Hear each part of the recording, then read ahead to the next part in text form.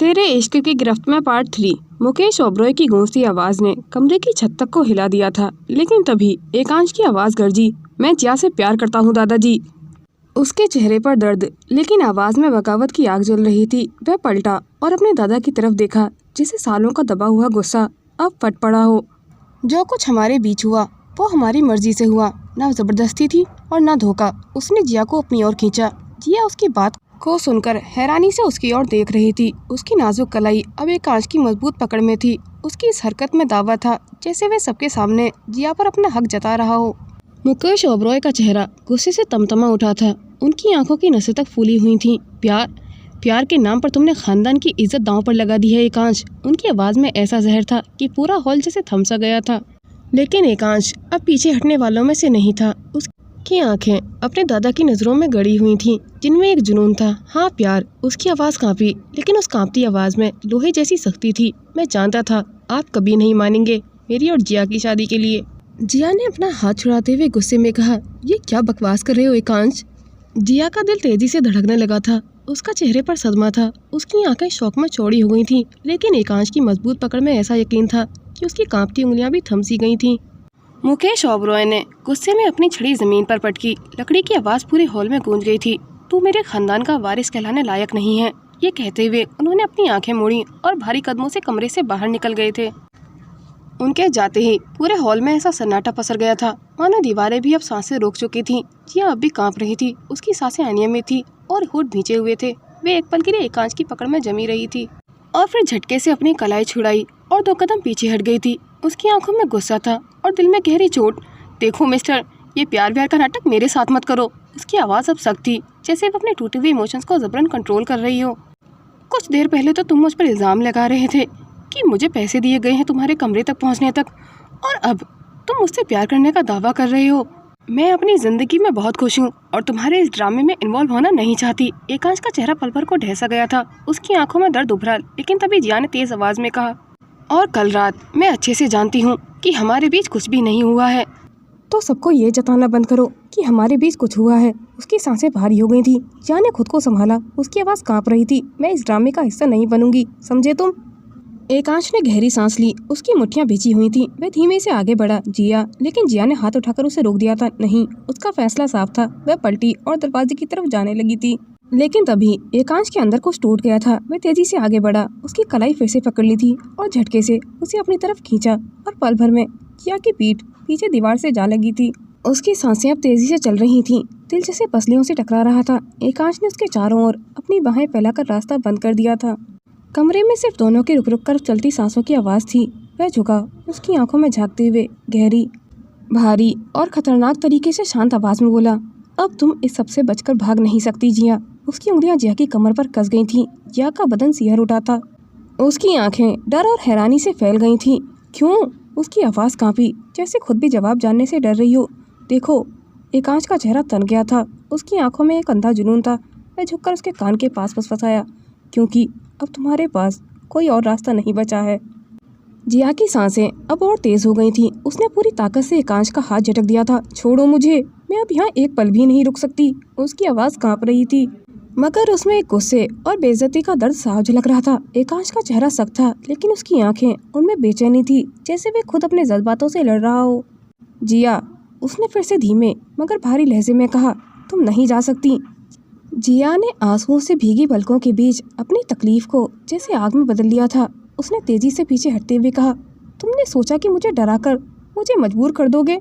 कभी नहीं एकांश, ये तुम्हारी गलतफहमी है। वह तेज कदमों से दरवाजे की ओर बढ़ी। उसके कंधे कांप रहे थे और चेहरा गुस्से से तमतमाया हुआ था। उसने दरवाज़ा झटके से खोला और बाहर निकलते हुए बोली, मैं अब यहाँ एक पल भी नहीं रहूँगी एकांश। दरवाज़ा जोर से बंद हुआ। कमरे में भी सिर्फ एकांश रह गया था। उसका चेहरा पत्थर सा सख्त था, लेकिन चेहरे की नसें तनी हुई थीं। उसने गहरी सांस ली और अपनी मुट्ठी कस ली थी। धीरे धीरे उसके होठों पर एक फीकी मगर सियाह मुस्कान फैल गई थी। भागो जिया, जितना भागना है भाग लो, उसने खुद से फुसफुसाया। उसकी आवाज़ में अब वो खतरनाक ठंडापन लौट आया था। लेकिन तुम्हारे रास्ते मैंने पहले ही बंद कर दिए हैं। एकांश ने जेब से अपना फ़ोन निकाला। स्क्रीन पर किसी का मैसेज चमका, everything said, she has no option now. उसने सिर झुकाकर एक गहरी सांस ली। तुम्हें मेरा बनना ही पड़ेगा जिया, चाहे तुम्हारा दिल माने या ना माने। जिया के दरवाज़ा बंद करते ही कमरे में गहरी खामोशी छा गई थी। एकांश अब भी उसी जगह खड़ा हुआ था। उसके चेहरे पर वो फीकी मगर सियाह मुस्कान बनी हुई थी। तभी दरवाज़ा बिना दस्तक के खुला। आदि, एकांश के बचपन का दोस्त और शायद इस वक्त अकेला इंसान जो उससे सच बोल सकता था। तू पागल हो गया है एकांश, ये क्या कर रहा है तू जिया के साथ? उसकी आवाज़ में गुस्सा था लेकिन आंखों में चिंता भी साफ थी। ये सब क्या कर रहा है? जिया कोई आम लड़की नहीं है जिसे तू यूँ ज़बरदस्ती अपने इमोशंस में फंसा लेगा। एकांश ने गर्दन घुमाकर उसकी तरफ देखा और हल्की जुनूनी मुस्कान करते हुए बोला, तभी तो पसंद है मुझे आदि। बाकियों से अलग है वो, भागती है, लड़ती है, लेकिन देखना आखिरकार मेरे पास ही लौटेगी। आदि ने 2 कदम आगे बढ़कर उसके कंधे झकझोरे। ये क्या पागलपन है यार, अभी महीने भर पहले ही तो मिली है तुझसे और तू कह रहा है कि प्यार। वो एक पल को रुका, सांस ली, फिर गुस्से में बोला, तू अपनी हद भूल रहा है एकांश। एकांश का चेहरा तन गया था। उसने धीरे से आदि के हाथ हटाए और अपने दोनों हाथ आदि के कंधों पर रख दिए थे। उसकी आंखों में गहराई से झांकते हुए बोला, आदि, प्यार के लिए तो एक पल ही काफ़ी होता है, एक नज़र और दिल खुद ब खुद फैसला कर लेता है। उसकी आवाज़ अब और भी भारी हो गई थी और होठों पर वही हल्की सी सन की मुस्कान लौट आई थी। और जब दिल फैसला कर ले तो फिर पीछे हटना नामुमकिन होता है, समझा तू? और जिया मेरा पहला प्यार है और उसे मुझसे कोई दूर नहीं कर सकता, समझा? आदि ने सिर झटका। उसकी आंखों में गुस्सा और डर दोनों थे। तू ऑब्सेस हो रहा है एकांश, ये प्यार नहीं है, ये जुनून है, पागलपन है। एकांश ने अब अपना हाथ आदि के कंधे से हटाया और मुट्ठियां भींचते हुए कमरे के बीचों बीच जाकर खड़ा हो गया था। जुनून ही असली प्यार है आदि। वो लड़ती है मुझसे, भागती है मुझसे, लेकिन देखना हर रास्ता उसी मोड़ पर खत्म होगा जहाँ मैं खड़ा होऊंगा उसके सामने। आदि ने गहरी सांस ली और सिर पकड़ लिया था। तू खुद को बर्बाद कर रहा है दोस्त, और जिया को भी। लेकिन एकांश अब दीवार की तरफ देख रहा था। उसकी आंखों में एक अजीब सी चमक थी। उसने फ़ोन की स्क्रीन पर उंगली घुमाई और धीमे से फुसफुसाया, अब खेल शुरू हो चुका है आदि। अब जिया सिर्फ मेरी बनेगी, चाहे जितना भी भाग ले। आदि ने उसकी आंखों में चमक देखी और पहली बार उसे अपने दोस्त से डर महसूस हो रहा था। तू सच में पागल हो चुका है एकांश। लेकिन एकांश अब उसकी आवाज़ नहीं सुन रहा था। जिया घर पहुंची तो उसकी चाल में थकावट थी। उसने बिना किसी से नज़र मिलाए अपने कमरे का दरवाज़ा अंदर से बंद कर लिया था। एक पल के लिए वह दरवाजे से टिक गई थी। उसकी सांसें अब भी अनियमित थीं। उसके कंधे अब भी कांप रहे थे। कमरे में अंधेरा था। सिर्फ खिड़की से आती हल्की रोशनी ने उसके चेहरे की बेचैनी को उजागर किया था। जिया ने आंखें भींच ली थीं और अगले ही पल उसकी यादों में कल रात की परछाइयाँ तैरने लगी थीं। एकांश की वो आग उगलती आंखें, उसकी कसी पकड़, दादाजी के सामने चीख कर कहना, मैं जिया से प्यार करता हूँ। जिया ने झटके से अपनी आंखें खोल ली थीं। उसके दिल की धड़कनें फिर से तेज़ होने लगी थीं। ये क्या है? आखिर उसकी सच्चाई क्या है? उसने खुद से फुसफुसाया। वह धीरे से कमरे के बीचों बीच आई और अपने बेड पर बैठ गई थी। उसके हाथ अब भी हल्के से कांप रहे थे। कुछ देर पहले तक वो मुझ पर शक कर रहा था, मुझ पर इल्ज़ाम लगा रहा था। उसकी आवाज़ कांपी, गला भारी हो गया था और अब सबके सामने दावा कर रहा है कि वह मुझसे प्यार करता है। उसकी आंखें शौक से फैल गई थीं। उसके भीतर जैसे कोई उलझा हुआ धागा और कसता जा रहा था। जिया ने गहरी सांस ली और अपने चेहरे को दोनों हाथों में छिपा लिया था। ये सब क्या चल रहा है एकांश? आखिर तुम चाहते क्या हो मुझसे? क्या ये तुम्हारा कोई खेल है? उसकी आवाज़ टूटती जा रही थी। कभी शक, कभी प्यार, कभी जिद। उसने खुद से सवाल किया। उसकी आंखों से आंसू बह निकले थे। आखिर तुम्हारा असली चेहरा कौन सा है एकांश? कमरे की दीवारों पर सिर्फ उसकी सिसकियां गूंज रही थीं और खिड़की से आती हवा उसके सवालों को जैसे और गहरा कर रही थी। जिया ने अपना चेहरा हाथों में छिपाए ही रखा था कि तभी कमरे का दरवाज़ा झटके से खुला। उसकी सौतेली माँ ममता अपनी चिरपरिचित कड़वी आवाज़ में बरस पड़ी, ओहो, महारानी अभी तक सो रही है? लगता है रात भर इतने ऐश करके आई हैं कि अब नौकरी वोकरी सब भूल गई। जिया ने पलकें भी नहीं उठाई थी, लेकिन उसका दिल और सिकुड़ गया था। ममता ने कमरे में दाखिल होते ही लाइट जला दी थी और जिया के पास आकर ताने की धार और भी तेज़ कर दी थी। वैसे आज तो छुट्टी कर ही ले, आखिर किसी रईस के साथ रात बिताने के बाद आम लोगों की तरह दफ्तर थोड़ी जाया जाता है। आप चुप रहिए, ये क्या बकवास कर रही हैं आप? मैंने ऐसा कुछ भी नहीं किया है। इसी बीच उसका फ़ोन अचानक वाइब्रेट करने लगा था। उसकी कांपती उंगलियां स्क्रीन की तरफ बढ़ी। एकांश। जिया ने कॉल कट करने की कोशिश की, लेकिन उंगलियां इतनी हड़बड़ी में थीं कि कॉल रिसीव हो गया था। दूसरी तरफ एकांश की आवाज़ फ़ौरन गूंजी, जिया, मुझे सुन रही हो? लेकिन तभी फ़ोन पर ममता की कड़वी बातें भी सुनाई देने लगी थीं। तू क्या समझती है मैं तेरे चाल चलन से अनजान हूँ? मुझे पता नहीं चलता क्या? पूरा मोहल्ला बातें कर रहा है तेरे बारे में। फ़ोन के उस पार खामोशी छा गई थी और एकांश की सांसें अपने आप ही तेज़ हो गई थी। उसकी आवाज़ में अब उबाल था। कौन है ये औरत जिया, जो अपनी ही बेटी को यूँ जलील कर रही है? जिया ने फ़ौरन कॉल डिस्कनेक्ट कर दी थी, लेकिन बहुत देर हो चुकी थी। ममता अब भी बोले ही जा रही थी, चल उठ, बाहर निकल, काम कर घर का, या फिर किसी और की गाड़ी में बैठकर फिर निकल जाएगी क्या? जिया का सब्र अब जवाब दे गया था। उसने फ़ौरन अपनी आंखें पोंछी, बिना कुछ कहे कमरे से बाहर निकल गई थी। सारे आंसू उसने भीतर ही रोक लिए थे और उसने अपना बैग उठाया और ऑफिस के लिए निकल गई थी। लेकिन जैसे ही घर से बाहर कदम रखा, गेट के सामने एक काली BMW रुकी हुई थी, जिसके बोनट से लगकर एकांश खड़ा हुआ था। जिया का दिल धक से किया, लेकिन उसने नज़रें फेर ली थी और तेज़ कदमों से गली की ओर बढ़ने लगी थी। जिया, एकांश की आवाज़ गूंजी, लेकिन जिया अनसुना करके आगे बढ़ गई थी। तभी एकांश उसके बिल्कुल करीब आ गया था और तभी आवाज़ में कहा, अगर नहीं चाहती कि तुम्हारी गली में तमाशा हो तो चुपचाप गाड़ी में बैठ जाओ। जिया थमसी गई थी, उसकी सांसें तेज़ चलने लगी थी। उसने एक पल के लिए आंखें मूंद दी और फिर हार मानती हुई गाड़ी की ओर मुड़ गई थी और बिना कुछ कहे जाकर BMW का दरवाज़ा खोला और अंदर बैठ गई थी। एकांश भी बिना कोई और शब्द बोले ड्राइविंग सीट पर आकर बैठ गया था। गाड़ी का इंजन स्टार्ट हुआ, लेकिन भीतर दोनों के दिलों में सवाल और तूफान और ज़ोर से गूंजने लगे थे। गाड़ी शहर की भीड़ से निकलकर सुनसान रास्ते पर दौड़ रही थी। सड़क के दोनों तरफ वीरानी थी और सिर्फ गाड़ी का इंजन और हवा की आवाज़ गूंज रही थी। जिया की बेचैनी अब उसके चेहरे पर साफ झलक रही थी। उसने गुस्से और डर के मिले जुले भाव से कहा, एकांश, गाड़ी रोको अभी। एकांश की नज़रें सड़क पर जमी हुई थीं, पर उसकी पकड़ स्टीयरिंग पर और कस गई थी। नहीं रोक सकता। उसकी आवाज़ ठंडी थी, लेकिन भीतर कोई ज्वालामुखी धधक रहा था।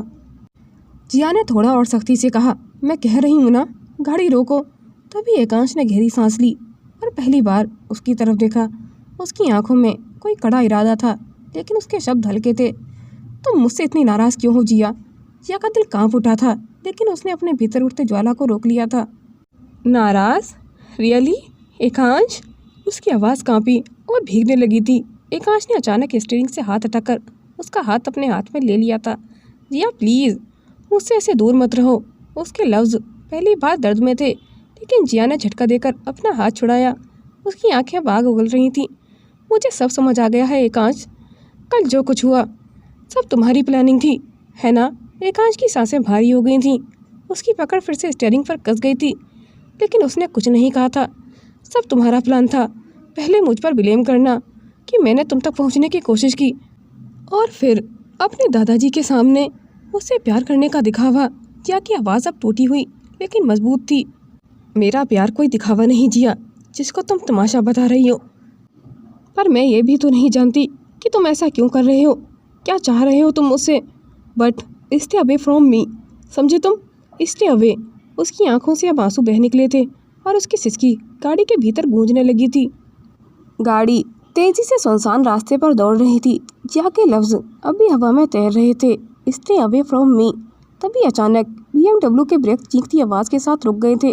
सड़क पर एक ज़ोरदार झटका हुआ और जिया का बदन हल्का सा आगे को झूल गया था। उसके दिल की धड़कनें बेकाबू हो गई थीं। तुम, जिया कुछ कहती, इससे पहले ही एकांश ने उसकी कलाई कसकर पकड़ ली थी। उसकी पकड़ सख्त थी, लेकिन उसकी आंखें, उनमें कुछ और ही था, जैसे कोई भीतर दबा तूफान अब फूट पड़ा हो। एकांश ने गहरी और कांपती आवाज़ में कहा, तुमने खुद मेरे करीब आकर मुझे उकसाया है जिया। जिया की सांस अटक गई थी। उसने अपनी कलाई छुड़ाने की कोशिश की, लेकिन एकांश अब उसे अपने और करीब खींच चुका था, इतना करीब कि उसकी गर्म सांसें जिया के चेहरे को छू रही थीं। अगर उस दिन तुम मेरे रूम में ना आती। उसकी आवाज़ दरक रही थी, पर वो रुका नहीं था। अगर तुमने मेरे दिल को धड़कने पर मजबूर ना किया होता। जिया की आंखें गीली हो चुकी थीं, लेकिन वो अभी भी उसे देख ही रही थी। सांसें तेज थीं और उलझी हुई। मैं नहीं जानता कब, क्यों और कैसे। एकांश का लहजा बेकाबू हो चुका था। उसकी उंगलियां जिया की उंगलियों में कसने थीं। पर मैं तुमसे पागलों की तरह प्यार करने लगा हूँ जिया। उसने आंखें बंद की और उसकी आवाज़ टूट रही थी। मैं नहीं रह सकता अब एक पल भी तुम्हारे बिना। कार के भीतर जैसे वक्त थम सा गया था। सिर्फ दोनों की सांसों की आवाज़ थी और दिल की धड़कनों की हल्की गूंज। जिया अब भी कांप रही थी। उसकी पलकों पर आंसू अटके हुए थे। उसके भीतर सब कुछ बिखर रहा था। और फिर वो एकांश की आंखों से नज़रें नहीं हटा सकी थी। जिया ने झटके से अपनी कलाई छुड़ाई और गुस्से में बोली, कितनी बार क्लियर करूं एकांश कि मैं उस दिन तुम्हारे कमरे में गलती से पहुंच गई थी, समझे तुम? गलती से। उसकी आवाज़ कांप रही थी पर लहजा तीखा था। उसकी आंखों में गुस्सा भी था और कहीं ना कहीं खुद से लड़ती हुई बेचैनी भी। एकांश ने गहरी सांस ली, जैसे खुद को कंट्रोल कर रहा हो। उसकी पकड़ ढीली पड़ चुकी थी, लेकिन उसकी आंखों की आग अब भी बुझी नहीं थी। उसने थोड़ा रुककर धीमे लेकिन भारी लहजे में कहा, गलती? तुम उस दिन को गलती कैसे कह सकती हो? उसने गर्दन मोड़ी और उसकी आंखों में देखा। वो पल, वो एहसास तुम्हारे लिए गलती हो सकते हैं जिया, लेकिन मेरे लिए नहीं। उसकी आवाज़ अब कांप रही थी, जैसे दिल से निकली हो। मैं उस पल से तुमसे प्यार करता आया हूँ, जब से तुमने मेरी शर्ट के बटन के साथ साथ। उसने हल्की सी कड़वी मुस्कान दी और फुसफुसाया, मेरा दिल भी अपने दुपट्टे के साथ खींच लिया था। जिस दिन से मैंने ऑफिस ज्वाइन किया है, उस दिन से हर एक पल, हर एक दिन सिर्फ तुम्हारे बारे में सोचा है, सिर्फ तुम्हें देखा है और सिर्फ तुम्हें चाहा है। और मैं तुम्हें अपना बनाने के लिए कुछ भी कर सकता हूँ। कार के भीतर फिर से सन्नाटा छा गया था। जिया की सांसें तेज थीं, उसकी मुट्ठियाँ बिछी हुई थीं। उसके चेहरे पर गुस्सा था, पर दिल में जैसे कहीं कोई डगमगाहट शुरू हो गई थी। एकांश ने गहरी नज़रें उस पर गड़ाए रखी थीं, जैसे वो पहली बार खुद को पूरा खोलकर रख रहा हो। कुछ ही देर में कार ऑफिस के बाहर पहुंच गई थी। जिया ने गाड़ी के ब्रेक लगाते ही झटके से दरवाज़ा खोला और बिना एकांश की तरफ देखे बाहर कदम रख दिया था। एकांश बस उसे जाता हुआ ही देखता रहा था। उसकी सांसें अब भी तेज चल रही थीं। पीछे से गाड़ी का इंजन बंद हुआ, लेकिन जिया ने खुद को जबरन संभालते हुए अपने ऑफिस की बिल्डिंग की तरफ तेज़ी से कदम बढ़ाना शुरू कर दिया था। शाल्वी, उसके बचपन की बेस्ट फ्रेंड और ऑफिस कलीग, पहले से ही वहीं गेट पर उसका इंतज़ार कर रही थी। उसने जिया को आते देखा तो तेज़ी से उसके पास आई। जिया, शाल्वी ने धीमे मगर घबराए हुए लहजे में कहा, तुमसे चेयरमैन सर ने मिलने के लिए कहा है। जैसे ही ऑफिस आओ, सीधे उनके ऑफिस जाना है। क्या है तूने यार? जिया, जो पहले से ही भीतर से टूटी हुई थी, ठिठक कर शाल्वी को हैरानी से देखने लगी थी। मैंने क्या मतलब? मैंने क्या किया है? उसकी आवाज़ में घबराहट थी। शाल्वी ने बस सिर हिलाया। मुझे नहीं पता, लेकिन उनका स्पेशल ऑर्डर आया है। जिया की पलकों पर हल्की सी नमी तैर गई थी। उसने गहरी सांस ली और डरते हुए चेयरमैन के ऑफिस की तरफ कदम बढ़ा दिए थे। हर कदम के साथ उसके दिल की धड़कनें और भी तेज़ होती जा रही थीं। दरवाज़ा खुला। अंदर मुकेश ओबरॉय, एकांश के दादाजी और पूरे ओबरॉय ग्रुप के चेयरमैन अपनी विशाल कुर्सी पर बैठे हुए थे। उनकी नज़रें सीधे जिया पर टिकी हुई थीं और कमरा भारी सन्नाटे में डूबा हुआ था। आइए जिया, मुकेश ओबरॉय ने ठंडी पर वजनदार आवाज़ में कहा। बैठिए। जिया ने कांपते कदमों से कुर्सी खींची और चुपचाप कुर्सी पर बैठ गई थी। उसका दिल अब उसके गले में धड़क रहा था। तभी मुकेश ओबरॉय ने मेज़ की दराज से एक ब्लैंक चेक निकाला और जिया के सामने रखा। उन्होंने कलम भी उसके साथ में ही रख दी थी। जितनी रकम चाहिए भर लो।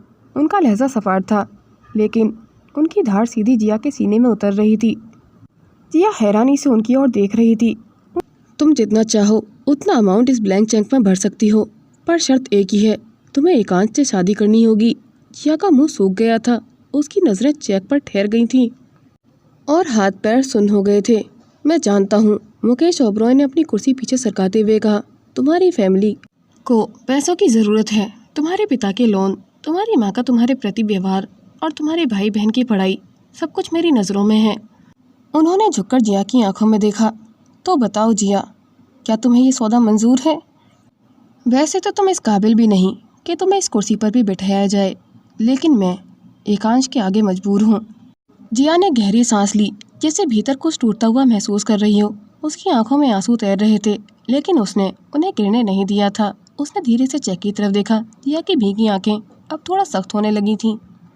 उसने चेक की तरफ से नज़र हटाकर सीधे मुकेश ओबरॉय की आंखों में देखा और धीरे से बोली, माफ़ कीजिएगा सर, पर मुझे ना आपकी दौलत में इंटरेस्ट है और ना ही आपके एकांश में। मैंने अपनी ज़िंदगी अब तक सिर्फ अपनी सेल्फ रेस्पेक्ट के साथ जी है और आगे भी उसी के साथ जीऊँगी।